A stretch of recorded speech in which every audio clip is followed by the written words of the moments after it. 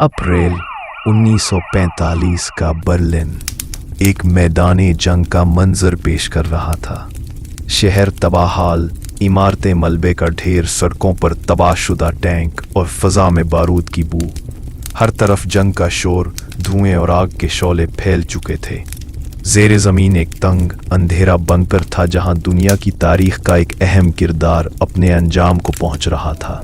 Adolf Hitler, 56 साल का बूढ़ा शख्स, लंबे स्याह कोट में मलबूस, एक मेज के सामने तन्हा बैठा था। उसके चेहरे पर शिकस्ता तासुरात और हाथों में लर्जिश वाज़ेह थी।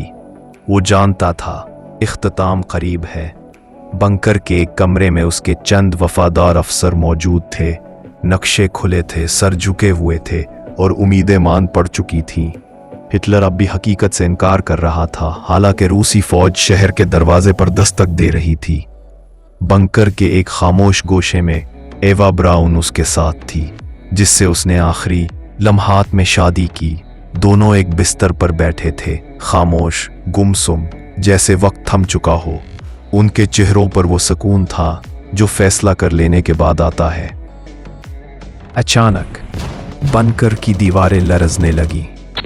तोपों की गूंज जमीन को हिला रही थी। बाहर बर्लिन जल रहा था और नीचे वक्त जैसे रुक गया था।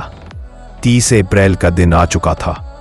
मेज पर एक पिस्तौल रखी थी, जहर की गोलियां भी मौजूद थीं। हिटलर और एवा ने वो रास्ता चुना जो तारीख में हमेशा के लिए दर्ज हो गया।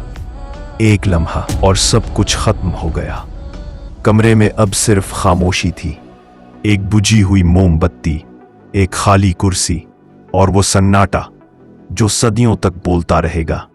आज भी बर्लिन की जमीन के नीचे वो बंकर मौजूद है, एक सुनसान खाली जगह जहां वक्त थम चुका है। लोग आते हैं, देखते हैं, मगर उस जमीन ने वो राज आज तक छुपा रखे हैं। क्या तारीख ने अपना सबक दे दिया, या क्या इंसान फिर उसी रास्ते पर चलेगा?